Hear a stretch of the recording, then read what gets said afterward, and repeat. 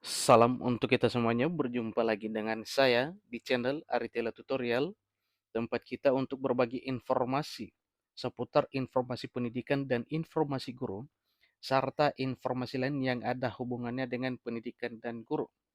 Nah, yang ada hubungannya dengan pendidikan dan guru di sini Bapak Ibu tentang informasi pendidikan dan informasi guru adalah termasuk dalam hal pengangkatan honorer, yang mana honorer itu terdiri dari berbagai bidang Bapak Ibu ya. Ada kesehatan, ada teknis, dan honorer di bidang lain. Pada pertemuan kali ini saya menyapa Bapak Ibu, semoga Bapak Ibu selalu dalam keadaan sehat walafiat.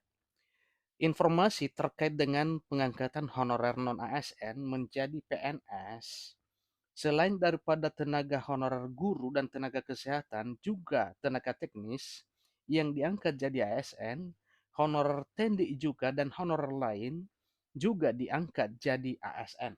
Jadi selamat buat Bapak Ibu ya, yang sama-sama bisa diangkat menjadi aparatur sipil negara, dalam hal ini adalah PNS.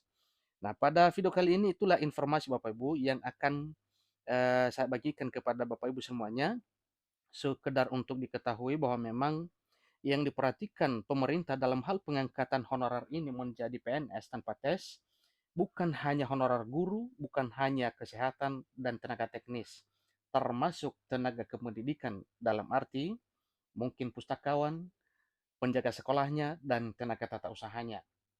Bapak Ibu simak videonya jangan ketinggalan informasi, dan bagi Bapak Ibu yang sedang menonton, demikian dengan Bapak Ibu yang mungkin baru menemukan video melalui channel ini, dukung dengan cara like dan subscribe, share, dan komen, serta nyalakan tombol notifikasinya, supaya semua informasi yang disalurkan melalui channel ini selalu update di layar Bapak Ibu. Tanpa basa-basi lagi langsung pada informasinya. Nah, di sini dikatakan bahwa pemerintah terus berupaya mencari solusi terbaik dalam hal penuntasan masalah guru honorer agar segera mendapatkan kejelasan nasib sekaligus kehidupan yang lebih sejahtera. Berbicara tentang nasib guru honorer, RUU ASN sebagai revisi Undang-Undang Nomor 5 Tahun 2014 tentang aparatur sipil negara seolah menjadi angin segar bagi guru honorer yang telah mengabdi dalam waktu yang lebih lama. Seolah menjadi angin segar, dan mudah-mudahan bukan hanya angin segar Bapak ya, tetapi akan menjadi kenyataan dalam waktu yang cepat ketika RUU ASN ini sah menjadi undang-undang ASN yang sah dan resmi di negeri ini. Kemudian ada satu pertanyaan tentang RUU ASN yang telah masuk program legislasi nasional atau Prolegnas 2023 ini dianggap sebagai angin segar. Nah, ada apa ini Bapak Ibu ya? Nah, tentunya ini satu pertanyaan yang meski kita harus tahu ya, apa kira-kira jawabannya. Kita mesti tahu apa kira-kira jawaban dari pertanyaan ini, mengapa RUU ASN yang telah masuk Prolegnas 2023 dianggap sebagai angin segar. Ikuti terus informasinya. RUU ASN dianggap sebagai angin segar bagi tenaga honorer karena adanya salah satu pasal dalam peraturan ini, yakni pasal 131A, di mana bunyi dari ya pasal 131A ini, yaitu pasal 131A RUU ASN menyebutkan bahwa tenaga honorer yang telah bekerja secara terus-menerus dan diangkat berdasarkan surat keputusan yang dikeluarkan sampai 15 Januari 2014 wajib diangkat menjadi pegawai negeri sipil atau PNS. Nah, satu hal yang perlu dijelaskan di sini Bapak Ibu tentang bekerja secara terus-menerus. Ingat bahwa Bapak Ibu honorer ini tentunya masa kontrak atau SK berlakunya itu tentunya tidak selama sampai beberapa tahun lamanya. Artinya bukan hanya satu SK yang dipegang oleh Bapak Ibu honorer, demikian dengan Bapak Ibu guru, dengan kesehatan, demikian dengan tenaga teknis. Nah, misalnya dalam honorer ini, tugasnya atau SK-nya itu per tahun. Maka tahun berikutnya secara berturut-turut sampai sekarang tetap ada SK pengangkatannya. Tapi dasar utamanya diawali dengan SK dasar pertama yang terbit sampai dengan 15 Januari 2014 wajib diangkat menjadi PNS. Terkait dengan 15 Januari 2014 ini wajib diangkat menjadi PNS, ada juga pertanyaan-pertanyaan, bagaimana dengan SK yang diterbitkan pada tahun 2013, 2012, 2011, dan sebelumnya? Apakah juga wajib diangkat? Nah, sesuai dengan pernyataan ini Bapak Ibu dalam pasal 131A RUASN bahwa mulai 15 Januari 2014 itu diangkat menjadi PNS, berarti sebelumnya juga itu bisa diangkat.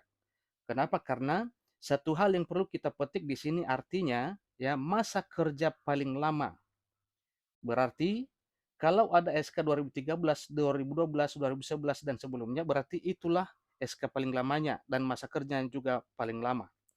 Nah, tentunya di atas itu ya kita tidak bisa jawab dengan pasti, tetapi kita berpegang pada informasi ini bahwa yang SK sampai dengan 15 Januari 2014 itu wajib diangkat menjadi pegawai negeri sipil. Pengangkatan tenaga honorer menjadi pegawai negeri sipil diprioritaskan berdasarkan masa kerja paling lama serta bidang pekerjaan tenaga honorer. Nah, ini dia Bapak Ibu ya. Berdasarkan masa kerja paling lama serta bidang pekerjaan tenaga honorer. Nah, Bapak Ibu mungkin tahu ya, bidang pekerjaan tenaga honorer ini ya, sebelum informasi ini beredar, sebelumnya juga sudah ada bahwa ada 6 bidang yang akan diprioritaskan pengangkatannya, yaitu dari honorer diangkat menjadi PNS ini. Jadi guru honorer merupakan salah satu bidang prioritas di antara 6 prioritas itu. Pengangkatan honorer menjadi PNS karena termasuk ke dalam bidang fungsional, administratif, dan pelayanan publik, khususnya di bidang pendidikan. Maka honorer guru termasuk salah satu di dalamnya. Berikut ini guru honorer dan tenaga pendidik. Selain daripada guru ini Bapak Ibu ya, ada juga tenaga pendidik yang disebut dalam RUASN sebagai prioritas dalam kebijakan pengangkatan honorer menjadi PNS. Antara lain dosen, kemudian guru TK, seterusnya guru kelas. Nah, tentunya guru kelas ini berlaku bagi sekolah dasar Bapak ya, SD. Guru penjaskes, kemudian guru seni dan budaya. Dilanjutkan lagi yaitu guru agama, guru matematika, guru bahasa Indonesia, guru bahasa Inggris, guru ilmu pengetahuan alam atau guru IPA. Berikut guru ilmu pengetahuan sosial atau IPS, guru kimia, guru fisika, guru biologi, dan guru PKN. Selain dari itu ada lagi yaitu guru bahasa daerah. Nah, biasanya guru bahasa daerah ini Bapak Ibu di sekolah ini dikatakan sebagai muatan lokal atau mulok. Kemudian guru teknologi informasi komputer, guru akuntansi, guru konstruksi bangunan, guru budidaya pertanian, guru bimbingan dan konseling atau guru BK, kemudian guru SLB, guru sekolah luar biasa, guru mata pelajaran produktif kejuruan, guru mata pelajaran adaptif normatif, guru bidang studi lainnya, kemudian tata usaha sekolah. Nah, ini tadi yang disebut dengan tenaga kependidikan Bapak atau TENDEK itu. Tata usaha sekolah, kemudian penjaga sekolah serta tenaga kependidikan lainnya. Selain daripada tata usaha dan penjaga sekolah, ya, tenaga kependidikan lain itu mungkin termasuk pustakawan, ya, dan seterusnya. Nah, inilah formasi teknik Bapak Ibu selain daripada guru, kesehatan dan tenaga teknis lain, ya, termasuk tata usaha, penjaga sekolah, ya, serta tenaga kependidikan lainnya. Tanpa diejak di sini banyak itu Bapak Ibu ya. Berdasarkan RUASN, guru honorer dan tenaga pendidik di atas hanya akan melakoni seleksi verifikasi validasi data surat keputusan pengangkatan untuk diangkat langsung menjadi pegawai negeri sipil. Ya, berarti ini yang diberlakukan seleksi ini adalah hanya seleksi administrasi serta verifikasi dan validasi SK pengangkatan Bapak Ibu honorer. Adapun yang dimaksud dengan verifikasi validasi adalah pemeriksaan kelengkapan administrasi. Nah, jadi Bapak Ibu di sini siap-siap untuk melengkapi segala dokumen asli ya pada saatnya nantinya. Dari sekarang silakan bersiap-siap. Semua dokumen asli atau SK asli Bapak Ibu sejak pengangkatan awal sampai sekarang itu dikumpulkan guna nantinya divalidasi dan diverifikasi ya. Sebagaimana pada proses pengangkatan P2 dan P3 yang mana SK-nya dan segala bentuk yang ada hubungannya dengan verifikasi dan validasi itu diperiksa. Bapak Ibu supaya siap-siap. Upaya ini juga dilakukan untuk mencegah terjadinya data kepegawaian fiktif. Artinya supaya jangan ada ya data tenaga honorer yang bohong-bohongan.